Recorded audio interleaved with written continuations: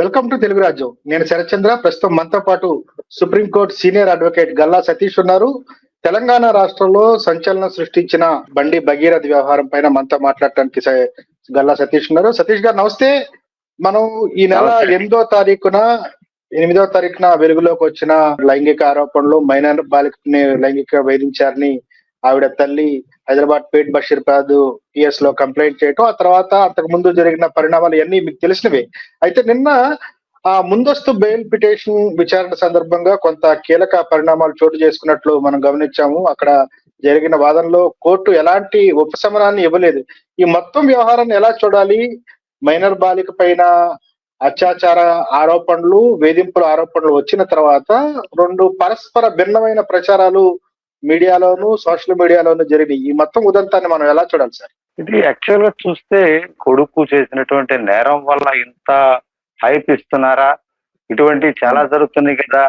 ఇటువంటి చాలా జరుగుతున్నప్పుడు వాటికి ఇచ్చినటువంటి విలువ, వీటికి ఇచ్చినటువంటి విలువతో పోలిసి చూస్తే దీన్ని మీడియా హైప్ చేస్తుందా, లేకపోతే నిజంగా ఇది విచారణ ఎంత స్పీడ్ గా జరుగుతుందంటే అది కూడా కనపడతలేదు. స్పీడ్ గా విచారణ జరిగిన దాఖలాలు కూడా కనపడతలేదు. యాక్చువల్లీ అనేక కేసులు జరిగినప్పటికీ కూడా ఇప్పటి వరకు అనేక రేప్ కేసులు చూసాము, అనేక దుర్ఘటనలు చూసాము, పరువు హత్యలు చూసాము. ఇన్ని చూసినా కూడా సాధారణమైన పోలీసులే వాటిని క్షణాల మీద అరెస్ట్ చేయటము, లేకపోతే క్రైమ్ కట్టడం, జ్యుడిషియల్ కస్టడీ పంపించటం, ఇవన్నీ క్షణాల మీద జరిగిపోయినది చూసాం మనం. అటువంటిది ఒక మంత్రి కుమారుడిని ఇంతవరకు అరెస్ట్ చేయకుండా 4 రోజుల జాప్యం, దానికి ఇన్స్పెక్టర్ బెయిల్ వేసుకునే అవకాశం ఇవ్వటం, ఇదంతా ఈ జాప్యం ఎందుకు జరుగుతుంది అనేది కూడా ప్రజలు చాలా ఆలోచిస్తూనే ఉన్నారు. అఫ్ కోర్స్ ప్రజలకి ఎక్కువసేపు ఆలోచించే శక్తి లేకపోవడం కూడా ఒక కారణం అయి ఉండొచ్చు. ఈ ఇష్యూని చాలా త్వరగా మర్చిపోతారు అనే ఒక భద్రతా భావం మీడియాలో కూడా ఉంది. ఎందుకంటే ఈ మీడియా ఒక వర్గం మీడియా అయితే ఏకంగా ఇన్కమ్ ట్యాక్స్ ఇన్ఫర్మేషన్ యాక్ట్ కి వ్యతిరేకంగా ఆ బాలికని చిత్రీకరించి చూపించటం, ఆ బాలిక యానిమేషన్స్ చూపించటం, ఎలా ముద్దు పెట్టుకున్నాడో చూపించటం, ఎలా అసభ్యంగా ప్రవర్తించాడో చూపించటం, పూర్తిగా మైనర్ బాలికని చూపించకూడదు అనేటువంటి మినిమం ఎథిక్స్ కూడా వదిలేసి అలా చేయటం, అసలు ఇతను అమాయకుడు అని వీళ్ళే తీర్పిటం. నో ట్రయల్ బై మీడియా అనే లెక్కన ఇతను అమాయకుడు, ఇతని మీద హనీ ట్రాప్ జరిగింది అని చెప్పడం అని ఒక రకమైన వాదన తీసుకురావటం. అసలు ఒక చట్టం ఉంది, ఒక న్యాయం ఉంది, ధర్మం ఉంది, ఇవన్నీ చూస్తూ ఉన్నాయి. అయితే వాటి పని చేస్తున్నాయి. మధ్యలో వీళ్ళ అత్యుత్సాహం అది కూడా అన్ని కేసుల్లో చేయరు. మళ్ళీ ఇలా చాలా కేసులు ఉన్నాయి. ఇట్లాంటివి ఉదాహరించుకుంటూ పోతే చాలా పెద్ద పెద్ద కేసులు ఉన్నాయి. బాలకృష్ణ గారి ఇంట్లో కాల్పులు జరిగినాయి. ఆ కేసులు అంత అత్యుత్సాహం చూపించలేదు. ఆసుపత్రికి పంపించారు, మెంటల్ ఎక్కిందన్నారు, వదిలేశారు. ఆ కేసు ఏమైందో కూడా ప్రాసిక్యూషన్ పట్టించుకోలేదు. దానికి ఒక డిపార్ట్మెంట్ ఉంటుంది, డిపార్ట్మెంట్ ఆఫ్ ప్రాసిక్యూషన్, వాళ్ళు పట్టించుకోలేదు. ఎన్వి రమణ గారు చీఫ్ జస్టిస్ గా చేసినటువంటి ఎన్వి రమణ గారి మీద ప్రొఫెషనల్ సబ్స్కాండర్ కేసు ఉంది మంగళగిరి పోలీస్ స్టేషన్ లో. ఆయన ప్రొఫెషనల్ సబ్స్కాండర్ కింద ఉంది. ఆ కేసు ప్రొఫెషనల్ సబ్స్కాండర్ అంటే అసలు కనపడకుండా పోయిన వ్యక్తి. ఆ వ్యక్తి మరి చీఫ్ జస్టిస్ ఆఫ్ ఇండియా అయిన తర్వాత కూడా ఆ కేసు పెండింగ్ ఉంది, ఆయన కనిపించలేదు. అటువంటి చాలా ఉన్నాయి. భూములు కొల్లగొట్టుకున్న వాళ్ళవి, పేదల భూములు కొల్లగొట్టుకున్న వాళ్ళవి, కొన్ని ఛానల్ అధినేతల కూతుళ్ళు కొడుకుల పేర్ల మీద ఎకరాలు 100 ఎకరాలు పోగు చేసుకున్నాయి. ఐవీ న్యూస్ కాదు, శబరిమలకి ఆడవాళ్ళు మగవాళ్ళు వెళ్ళాలా, ఆడవాళ్ళు వెళ్ళకూడదా అనేది చాలా ఇంపార్టెంట్ కేసు ఈ దేశంలో.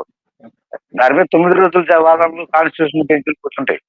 కానీ ఒక ఆడపిల్లకు జరిగిన అన్యాయం జరిగింది అని ముందుకు వస్తే దాన్ని ఉలవలు పలవలు చేసే కంటే సత్వర న్యాయం, ఇది మేము పోలీస్ గా ఇది స్టెప్ తీసుకోబోతున్నాం అని తీసుకోలేకపోతున్నారు. అంటే పోలీసుల మీద ఉన్నటువంటి ప్రెషర్, ఆ ప్రెషర్ ఎక్కడి నుంచి వస్తుంది?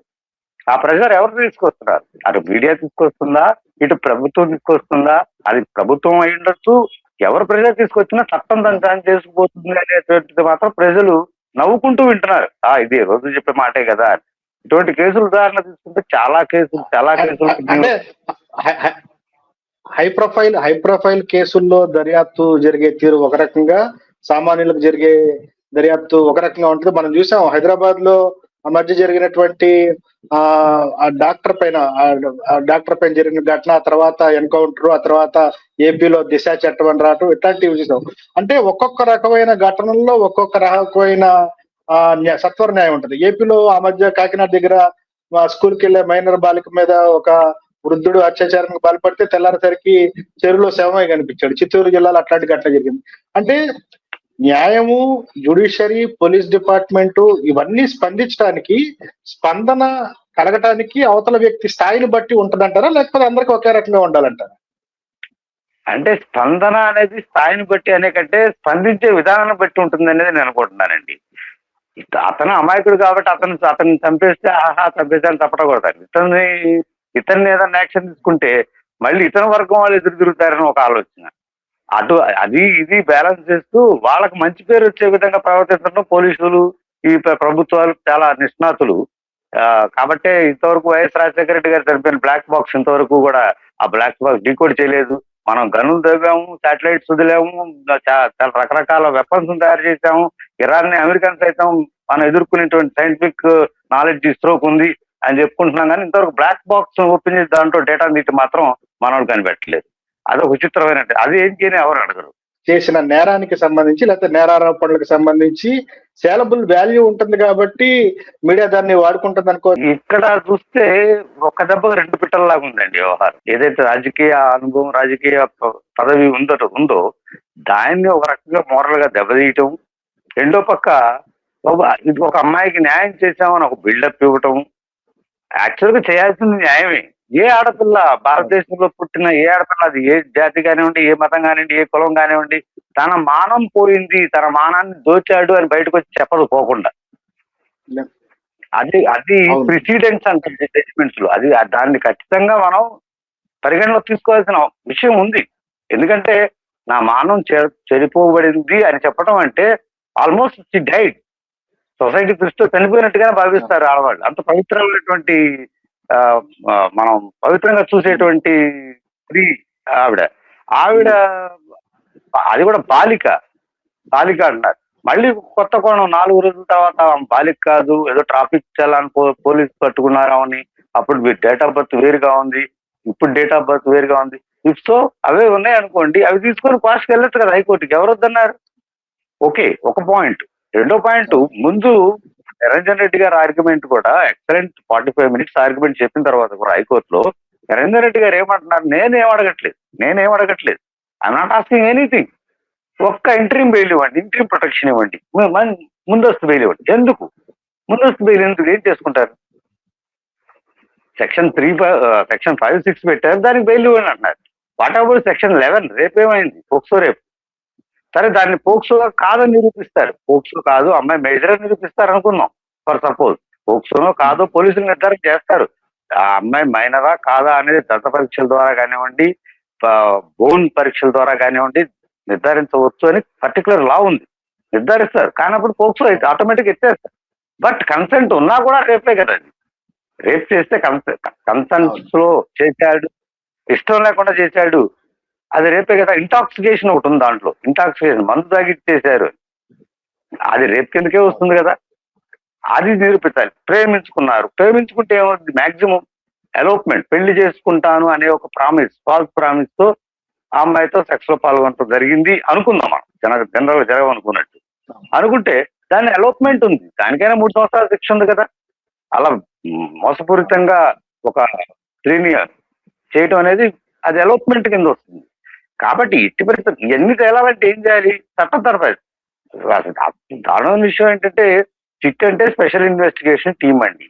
ఈ సిట్ చాలా తేల్చలేని కేసుల్లో సిట్ నియమిస్తారు. సిట్ అంటే special investigation team. Special investigation అంటే స్పెషల్ గా వాళ్ళు ఎన్నుకోబెట్టినటువంటి టీం అన్నమాట. వాళ్ళకి అవసరమైనటువంటి అధికారులని ఆ స్పెషల్ టీమ్ లో వేసుకుంటారు. అది ఆ టీం ని ఎలా నడిపిస్తారో వాళ్ళ చేతుల్లో ఉంటుంది. కాబట్టి ఈ టీం ని వాళ్ళు ఎలా నడిపిస్తారు అనే స్పెషల్ టీం అవసరం లేదు. జిందాల్ గారు కానివ్వండి, ఇంతకుముందు ఎస్పీలు చేసినటువంటి చాలా మంది ఎస్పీలు కూడా ఇటువంటి రేప్ కేసులు చాలా సునాయాసంగా అటు కాల్చిపారేయటం, ఇటు జైలు పంపించడం, ఏదో ఒకటి ఒక 10 రోజుల్లో ఒక రిలీఫ్ ఇచ్చారు. కానీ ఇక్కడ ఏంటి, డ్రాగాన్ చేస్తున్నారు. డ్రాగాన్ చేస్తుంటే దాన్ని ఏమంటారు, ఉడికే కొద్దీ మసాలా దొరుకుతూ ఉంటది, ఏదో ఒక చల్లబడిపోతుంది, ప్రజలు మర్చిపోతారు. ఎందుకంటే ప్రజలు చాలా మతిమరుపు ఉన్న వ్యక్తులు అనమాట. ఎన్నో కేసులు ఉన్నాయి. ఇక్కడి నుంచి కాదు, పెంగళ దశరథరాం, విజయవాడ పెంగళ దశరథరాం ఒక విలేకరణ చంపే కేసు దగ్గర నుంచి ఈ రోజు వరకు తేలని కేసులు ఉన్నాయి. దరిదాపుకు నాకు తెలిసే 30 ఏళ్ల నుంచి చుండూరు రిజిస్ట్రేషన్ కేసు తేలాలి, ఇంతవరకు సుప్రీంకోర్టులోనే ఉంది. దాంట్లో 50 మంది చచ్చిపోయారు, 150 మంది ముద్దాయిలు ముసలోళ్ళు ఇంకా తేలలేదు. అటువంటి కేసులు చాలా ఉన్నాయి. అట్లా సాగుతా ఉంటది. అప్పుడు బండి సంజయ్ అంటే జాప్యం మీదే భరోసా పెట్టుకొని దర్యాప్తును సాగదీస్తున్నారు అనుకోవచ్చా? ఇక్కడ చిన్నగా ఒక జోక్ వేసుకోవచ్చండి. చట్టం తన పని తాను చేసుకుపోతుంది. కానూన్ కా హాత్ బహుత్ లంబా అని. ఎంత లంబా అంటే మనం 100 ఏళ్ళు వచ్చేదాకా కూడా లంబా సాగుతూనే ఉంటుంది. చట్టం తన పని చేస్తూనే ఉంటుంది 100 ఏళ్ళు వచ్చేదాకా. అప్పుడు దాకా న్యాయం జరగదు. యాక్చువల్లీ పూర్వపు కేసులని పరిశీలనలో తీసుకుంటే కేశవరావు గారి అబ్బాయి ఉన్నారు, కేకే గారి అబ్బాయి. అబ్బాయి ఇన్సిడెంట్ తీసుకుంటే అప్పుడు అబ్బాయిని ఎలా సేవ్ చేసుకున్నారు? డిఎస్ గారు అబ్బాయి ఉన్నారు, ఆయనది ఒక ఇన్సిడెంట్ జరిగింది, అబ్బాయిని ఎలా సేవ్ చేస్తున్నారు? ఆ కేసు ఏమైంది? బాలకృష్ణ గారి ఇంట్లో జరిగిన ఇన్సిడెంట్ లో రాజశేఖర రెడ్డి గారు ముఖ్యమంత్రి, ఆ కేసు ఏమైంది?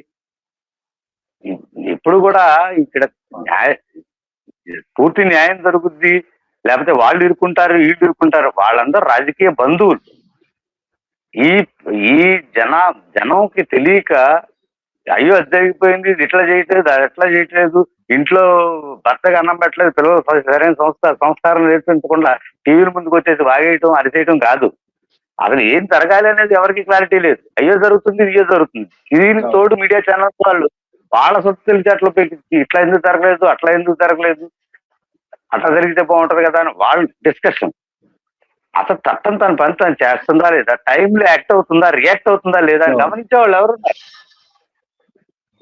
ఇది చాలా అనారోగ్యకరమైనటువంటి వ్యవహారం. ఇంకొక విషయం ఏంటంటే ఖచ్చితంగా ఈ మీడియా వ్యవస్థలో ఉన్నటువంటి కొంతమంది ఖచ్చితంగా ఎవరన్నా కొద్దిగా పబ్లిక్ ఇంట్రెస్ట్ లిటిగేషన్ ధ్యాస ఉన్నవాళ్ళు విజిల్ బ్లోయర్స్ ఉంటారు. వాళ్ళు కనుక వీళ్ళ వీడియోలన్నీ బయట తీసేస్తే వీళ్ళందరూ కూడా 3 సంవత్సరాలు జైలు శిక్ష అనుభవించాల్సి వస్తుంది. ఏ ఛానల్ అయితే ఆ అమ్మాయి ఫోటో చూపించిందో, ఏ ఛానల్ అయితే ట్రయల్ బై మీడియా చేసిందో వాళ్ళందరూ కూడా ఖచ్చితంగా 3 సంవత్సరాలు ఐటీ యాక్ట్ కింద శిక్ష అనుభవించాల్సి వస్తుంది. దానికి ఎవడో ఉంటాడు, వేస్తాడు త్వరలోనే, కంగారు ఏం లేదు. అప్పుడు మళ్ళీ ఏదో ఒక వార్త, మీడియా మీద దౌర్జన్యం, మీడియా స్వేచ్ఛ ఒక వరకండి, ముక్కును టచ్ చేసే వరకే స్వేచ్ఛ, ముక్కును కొట్టేదాకా కొత్త టాపిక్ దొరికే వరకు దీన్ని ఇట్లా మండిస్తా ఉంటారేమో. మరి వాళ్ళు పాపం వాళ్ళ టీఆర్పీలు, వాళ్ళ జీతాలు, వాళ్ళ పరిస్థితులు వాళ్ళకు ఉంటాయి. వాళ్ళ టీఆర్పీ కోసం వాళ్ళు దీన్ని తిరగేస్తూ ఉండాలి. కోస్టింగ్ ఇది సినిమా ఇండస్ట్రీలో ఉంటది, ఏమంటారు, కాస్టింగ్ కోచ్. అది సినిమా ఇండస్ట్రీ మీద పడతారు కానీ మీడియాలో అతి ఎక్కువ ఉంది. ఆ విషయం ఎవరు మాట్లాడరు. అది దారుణంగా ఉంది మీడియాలో. ఇంకా సినిమా ఇండస్ట్రీలో మేల్ ఫీమేల్ ఉందేమో, ఇక్కడ మేల్ ఫీమేల్ కూడా ఉంది. ఆ విషయం ఎవరు మాట్లాడరు, ఎందుకంటే అక్కడ పత్రికా స్వేచ్ఛ అడ్డం వస్తుంది. వాళ్ళ సంస్థలను వాళ్ళు బయట వేసుకోరు. హలో, తెలుగు రాజ్యం ఛానల్ చూస్తున్నారా? సామాజిక రాజకీయ జీవన చిత్రణే తెలుగు రాజ్యం. అతిశయోక్తులు అసత్యాలు ఉండవు. రాజకీయ కోణం కాదు, ప్రజా కోణమే కొలబద్ద. తెలుగు రాజ్యం వీక్షణ మీ ఉత్తమ అభిరుచికి నిదర్శనం.